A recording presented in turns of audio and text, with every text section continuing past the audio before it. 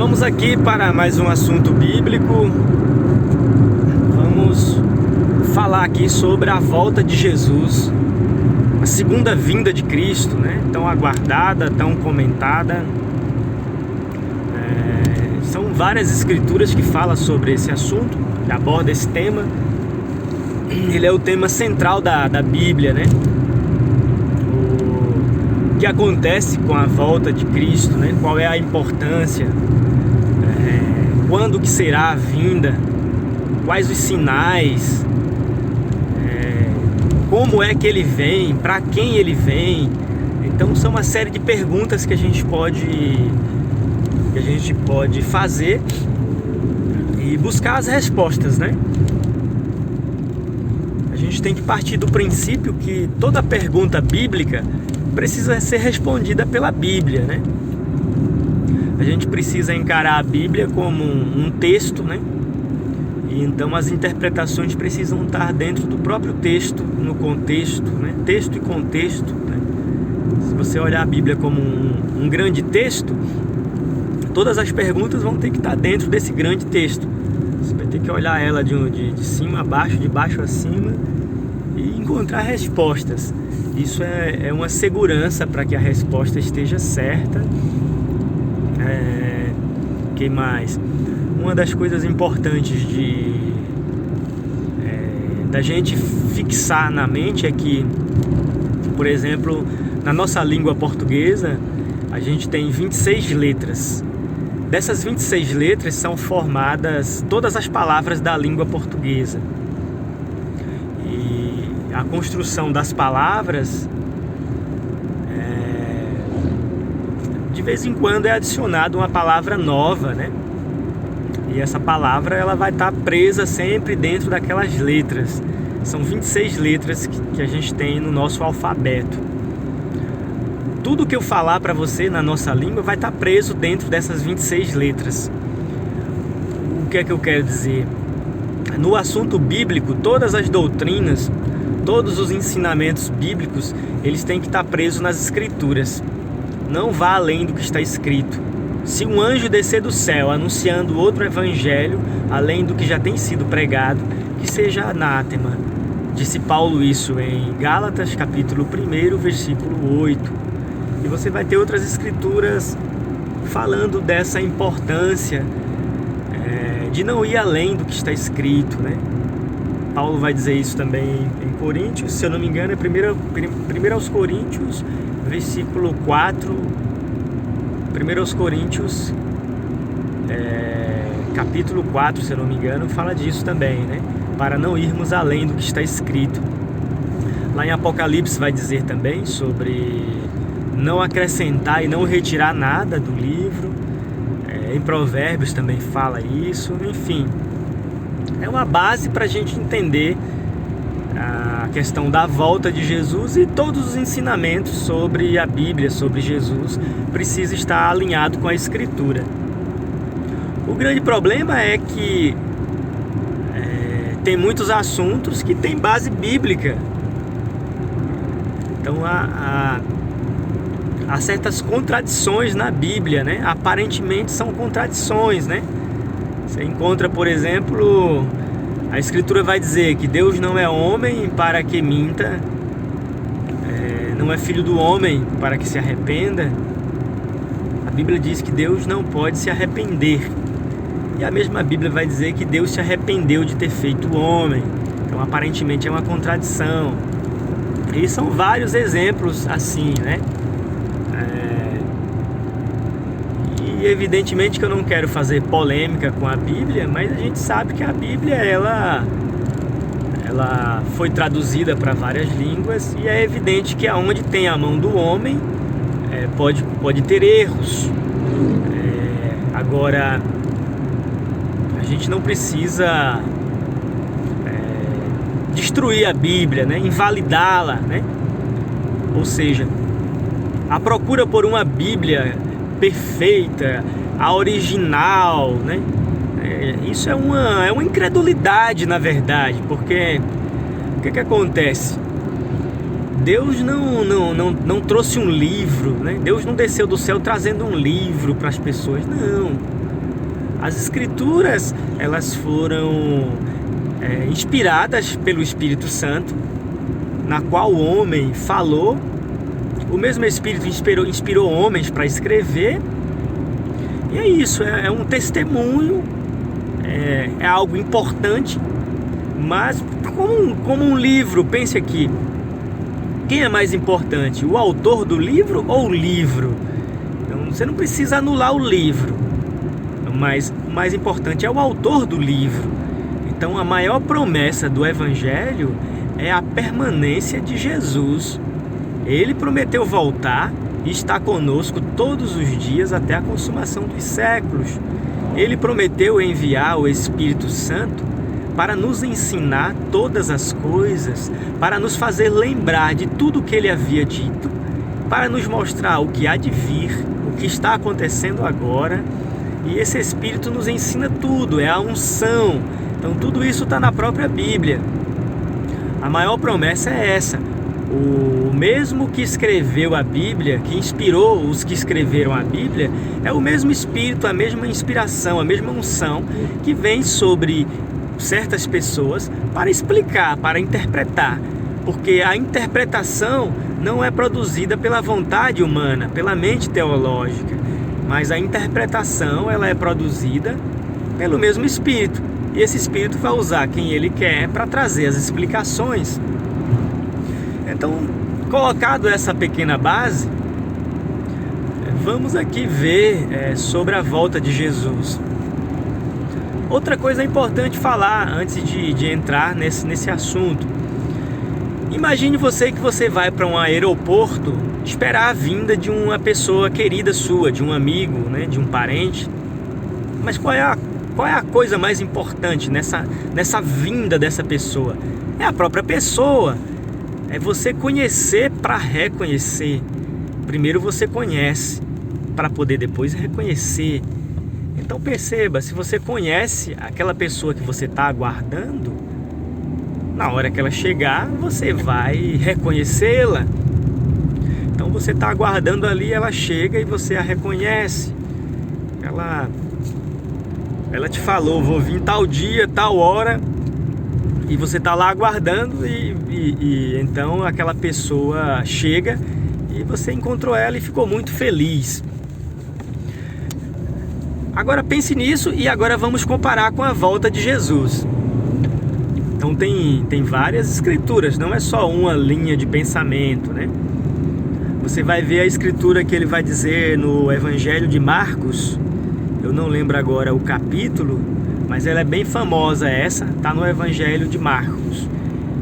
E perguntado sobre a volta, ele vai dizer que nem os anjos sabem, nem o Filho, mas unicamente o Pai. Somente o Pai sabe sobre o dia e a hora da volta de Cristo. Se você parar só nessa escritura, pronto, você fecha o livro e vai dizer, ninguém sabe. O próprio Jesus disse isso, então não vamos tocar no assunto. Então você não pode ter essa precipitação.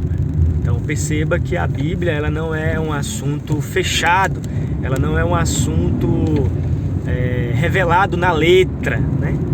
Então vai ter várias outras passagens. Então, se por essa passagem está fechado, está dito assim, então você não vai por aí, você vai por onde está aberto, onde tem o caminho para você entrar e compreender o assunto. Nessa passagem ele está dito que ninguém sabe. Ok, então vamos buscar outra passagem. E são várias. Você vai ver, por exemplo, ele vai dizer no Evangelho de Mateus, se eu não me engano, no capítulo 24, ele vai dizer que acontece certas coisas antes. Ele fala da destruição do templo, o templo seria destruído, e ele está dizendo guerras e rumores de guerra, né, muitas aflições. Se aqueles dias não fosse abreviado, nenhuma carne se salvaria. Sai descrevendo. E então ele diz na parte, indo para o final desse texto, desse contexto, ele vai dizer: não passará esta geração, não passará essa geração sem que todas essas coisas aconteçam. Então se você se baseia nisso, você vai dizer: todas essas coisas, inclusive a volta dele, né?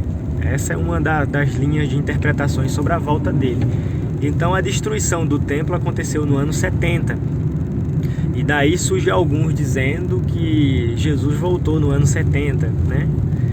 E também diz nessa mesma passagem que ele diz assim: muitos dos que estão aqui não morrerão até que vejam vir o Filho do Homem em seu poder e grande glória. Então todas essas escrituras trabalham essa linha de pensamento que Jesus voltou ali, né, no ano 70 ou perto daquilo ali, né? Tá, mas vamos lá. Vamos pegar a Bíblia como um todo para a gente poder ter um segmento, né, ter uma construção, ter uma interpretação completa, né? Uma interpretação do todo, né? Ter uma visão panorâmica de Gênesis a Apocalipse, né? Lembra da história que eu falei de você ir no aeroporto para receber a vinda dessa pessoa sua, desse seu amigo, dessa pessoa querida. E a parte mais importante é você conhecer essa pessoa, certo? Se você conhecer essa pessoa, você vai saber quem é ela, né? Você vai reconhecê-la. Então vamos entrar nessa linha de pensamento. Você vai encontrar o apóstolo João dizer: filhinhos, para que não sejais confundidos com ele na sua manifestação. João já traz uma palavra diferente, ele traz a palavra manifestação. A palavra manifestação, perceba, manifestar é algo que já está, mas está oculto. Então é algo que está ali, mas está velado. E a manifestação é aquilo se revelar. Então, se alguém está, mas está oculto, então está escondido para uns e revelado para aqueles que é percebido. Então, a coisa já vai clareando mais. Se você pegar só a palavra vinda, então quem vem não está. Quem vem é porque não está. Percebe? Então, mas a palavra manifestar já traz outra ideia, né? Manifestar é alguém que está, mas está oculto. Ou seja, você vai trabalhando uma compreensão maior. Agora vamos para uma outra comparação importante. Imagine que você é um peixe no oceano. E você, como um peixe, sua mente é bem simples, você não faz ideia do tamanho do oceano. O oceano está dentro de você, está em volta, né? E você não vive sem estar dentro do oceano. Ele dentro, ele fora, em cima, em volta. Percebe? Essa é uma das analogias para entendermos a grandeza de Jesus. Dele, por ele, para ele são todas as coisas. Nele que tudo subsiste. Ele é antes de todas as coisas. Tudo foi criado por ele e para ele.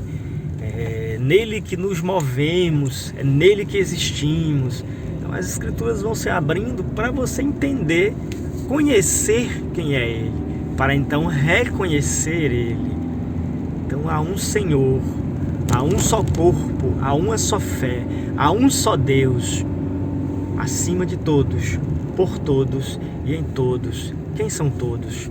Esses que são deles, esses que nasceram da sua palavra, esses que foram gerados pelo seu Espírito, esses que ele deu a vida eterna.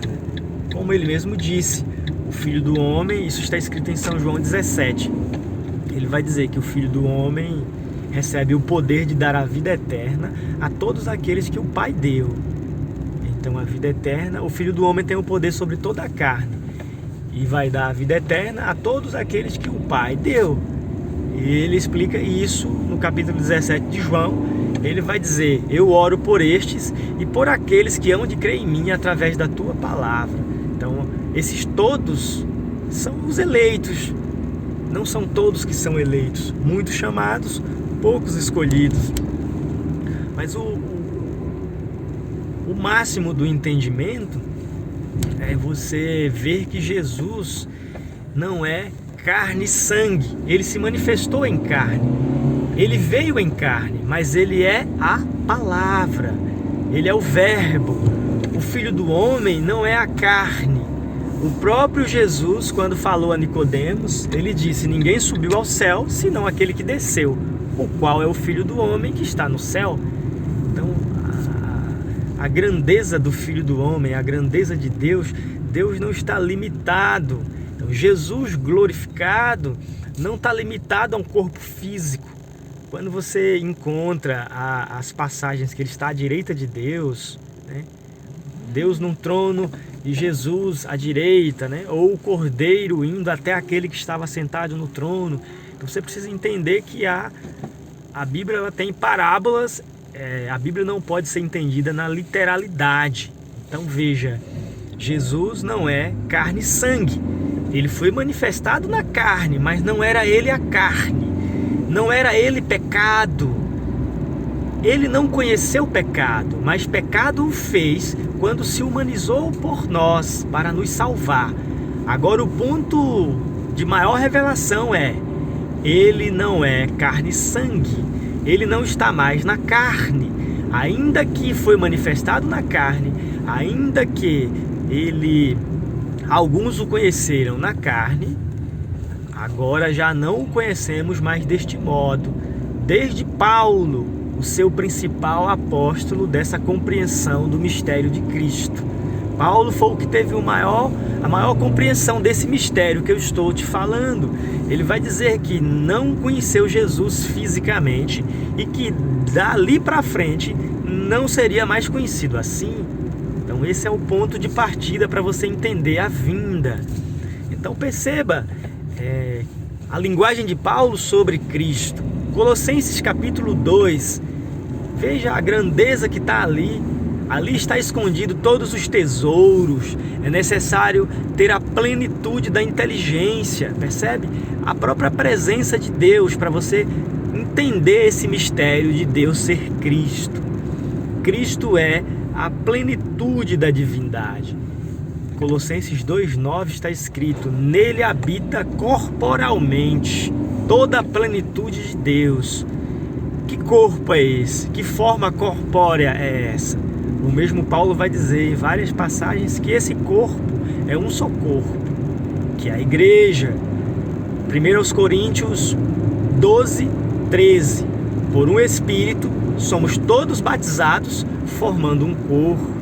Perceba, o corpo de Jesus não é literal, não é um Jesus vindo lá.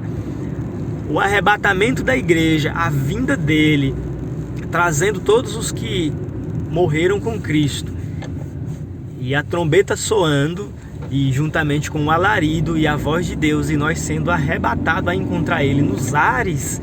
Então percebe, não é uma aparição visível ao mundo.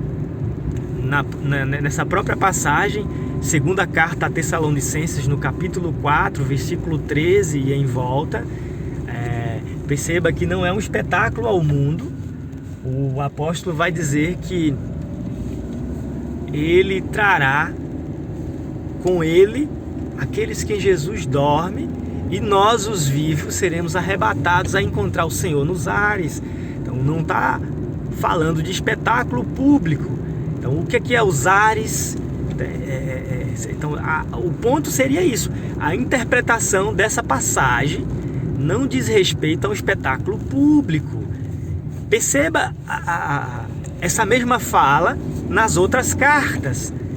Aonde está ele? Ele desceu, então ele subiu, ele está nos ares. Efésios capítulo 2, nos vivificou nele. Então você ressuscita e vai para esses ares. Então você nasce de novo no céu. Você é uma nova criatura do céu. O velho tempo passa, o primeiro céu e a primeira terra passa. Então tudo está nessa nova criação. Efésios 1, 9 e 10. Vindo à plenitude dos tempos. Então essa palavra, ela consuma o tempo. O céu e a terra passam, mas essa palavra não há de passar. O Filho do Homem será manifestado e os seus escolhidos serão colhidos desde os quatro cantos do céu, não é da terra. na terra é o cavaleiro terreno, lá em Apocalipse. O nosso cavaleiro é do céu, Apocalipse 19, aquele que peleja e marcha com justiça. Cristo, a palavra, o Filho do Homem. Esse Cristo é isso, é esse reino que é celestial. É um novo tempo em Cristo Jesus. Não tem nada visível aos olhos. E tudo isso que eu estou te falando eu posso provar dentro da Escritura.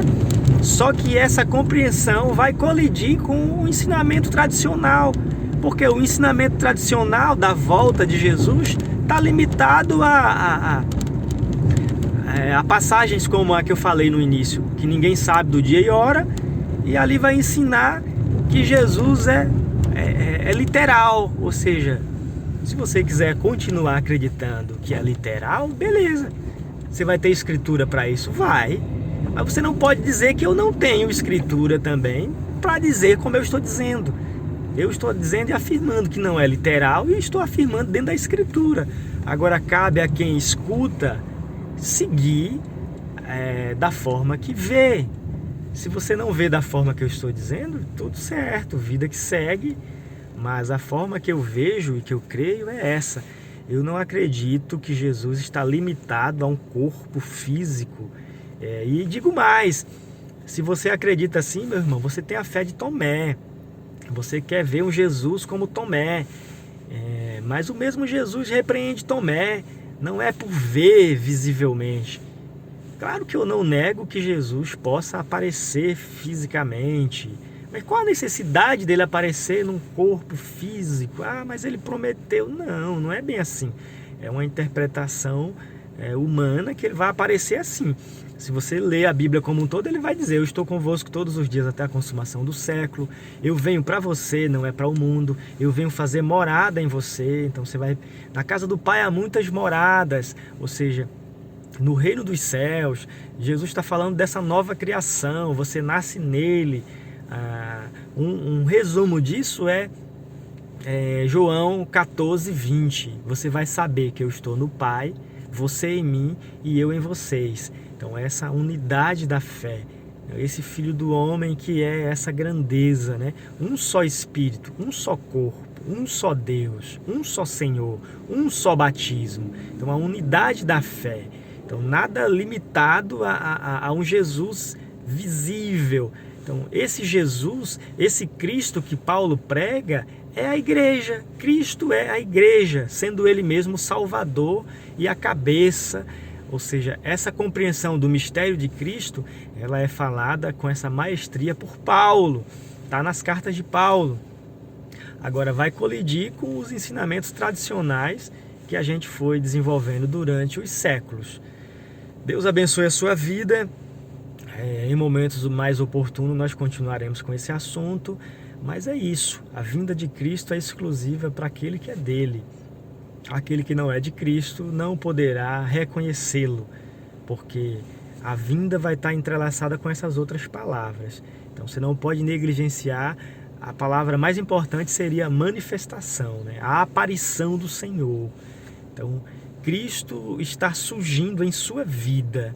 Então quando Cristo aparece, você também é manifesto. Aonde eu estiver, vocês também estarão. Então ele é a palavra, essa palavra fala. E essa voz traz a fé, e a fé gera ele dentro de você. Então essa manifestação do todo, né? Cristo. Fecho isso em Hebreus capítulo 12. O que é que nós alcançamos? Aonde nós chegamos? Leia Hebreus 12. Hebreus 12 vai dizer que nós chegamos à Assembleia Universal dos Primogênitos. Nós recebemos um reino que não pode ser abalado. Nós temos nós temos nuvens de testemunhas, né? E representa exatamente os salvos. A nuvem representa a glória. Então essas coisas todas já estão na dimensão celestial. Não é algo que ainda vai acontecer. Todos os salvos de todas as eras já estão em Cristo Jesus. E para nós que verdadeiramente já recebemos tudo isso, o que precisamos é deixar a matéria. Não vamos deixar a matéria ir para um lugar e voltar de novo aqui para esse corpo. Não. Nós já temos vida nova, nós já temos um corpo de glória, Nós não vamos reinar com Cristo só 1000 anos. 1000 anos não é literal. 1000 anos representa a eternidade em Cristo.